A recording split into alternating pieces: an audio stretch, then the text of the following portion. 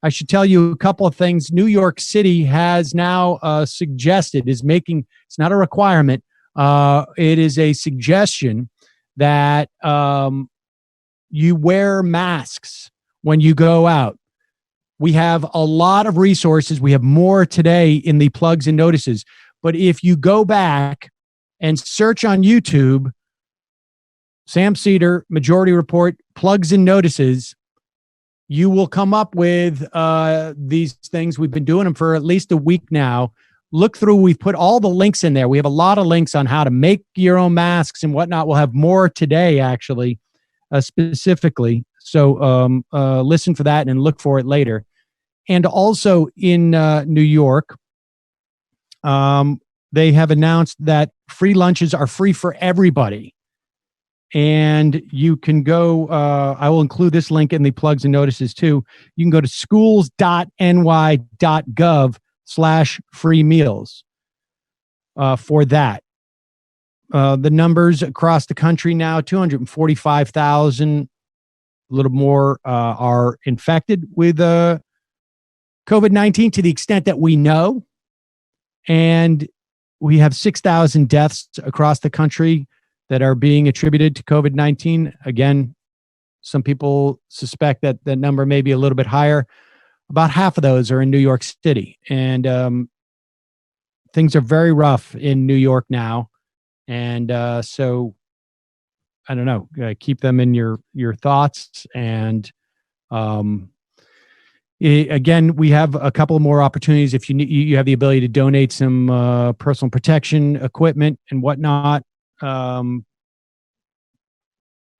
I'm going to be a little bit angry today, basically because we're seeing a lot of, there's just increasing evidence that, and maybe this shouldn't come as any surprise, but sometimes it still does. Like they really just, they continue to see this in the administration as a money-making opportunity.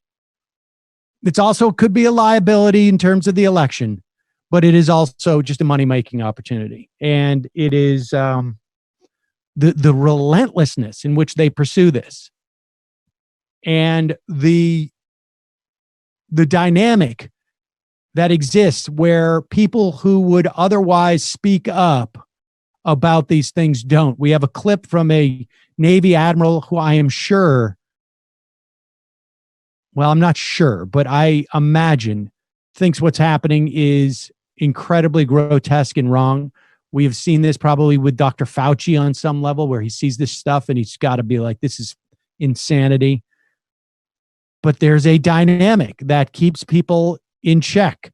Part of it is probably intimidation. Part of it for some others is like, it's my job as a naval officer to, the president is my boss. For someone like Fauci, it's like, if I leave here, they'll bring in Jared Kushner's frat brother whose, dad is a doctor and he'll be in charge of this shit. And so things are messed up. Before we get to Chris Hayes, we will do our plugs and notices. Again, if you have a plugs and notice, plug or notice, send us an email at majorityreporters@gmail.com. Put plugs and notices in the subject heading.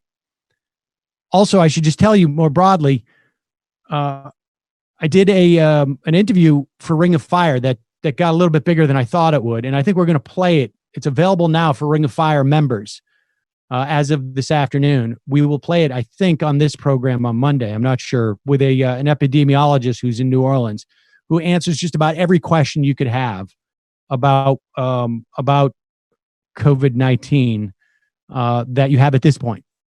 And he has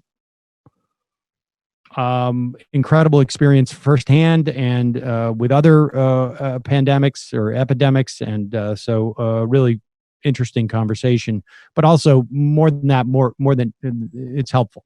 So here are some plugs and notices. PPE2NYC.com. PPE2NYC.com. That's for personal protection equipment 2NYC.com. It's a bunch of NYU med students organizing the distribution of personal protection equipment to hospitals. I don't know who sent that. Apologies. Jason writes me, my sister's a chef in NYC, lives in Brooklyn. She's been helping this cause raise money for all the displaced service industry people. Restaurant workers are in dire need of your assistance. You can visit a bit.ly, that's bit.ly, bit.ly/RWCF donate to donate. And at RWCF NYC is set up a national COVID-19 relief fund. So we'll put the links in there. You can also go to restaurantworkersscf.org, restaurantworkersscf.org for resources specific to unemployment, financial information, breaking news, and more. You can check that out. That's from Jason. Trey says the Swissvale Community Action Committee is a group in Swissvale, Pennsylvania. They are running a mutual aid program. We have a link for that in that area. You can check that out in the links below this in the description. Here is that site I told you about, masks. maskupusa.org, still in development, but they have links. They will provide information on how to make your own masks, and it will document organizations that need masks. You can go to @mask_up_USA on Twitter to help in that effort. And we have some links to some DIY homemade masks that can protect you from coronavirus. The CDC is going to be telling us all within a couple of days that we should be wearing masks whenever we go outside. And I have a feeling that's going to happen for a while into the future. But in the meantime, the sooner that happens in your community, the better. The epidemiologist I spoke to the other day, and like I said, we're going to run that later, and new reports out today suggest that it's not just, spittle that can get this. In close contact and in speaking and breathing, you can pass it on. So that's what they're thinking at this point.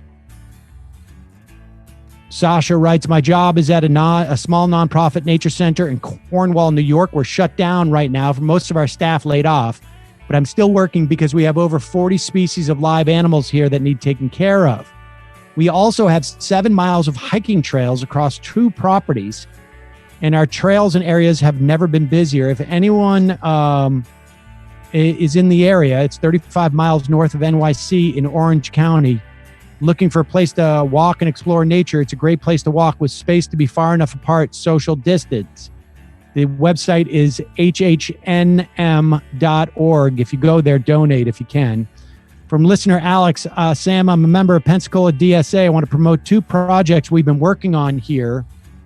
One is a bit.ly link, bit.ly/Pensacola COVID needs, bit.ly Pensacola COVID resources. So that's a mutual aids thing. We've got more information. Again, links will be put in the description of this video and this podcast. Listener Al, can you please mention Narberth Community Food Bank at narberthcommunityfoodbank.org in Narberth, Pennsylvania? Dire need of a freezer. They have a GoFundMe. They need that freezer to get accept and store food for the needy in their community. Alexander wants to share another resource, mutualaid.nyc, mutualaid.nyc. And Mary reminds us of a 17-year-old who started a global coronavirus tracker available at ncove2019.live/data. All of those links will be in the video description and the podcast description that we put out. And you can send me more stuff at majorityreporters@gmail.com. Put into the subject line plugs and notices. And we will get to those. We do them about 4 days a week now. So don't hesitate on that. A couple of ads that we've got.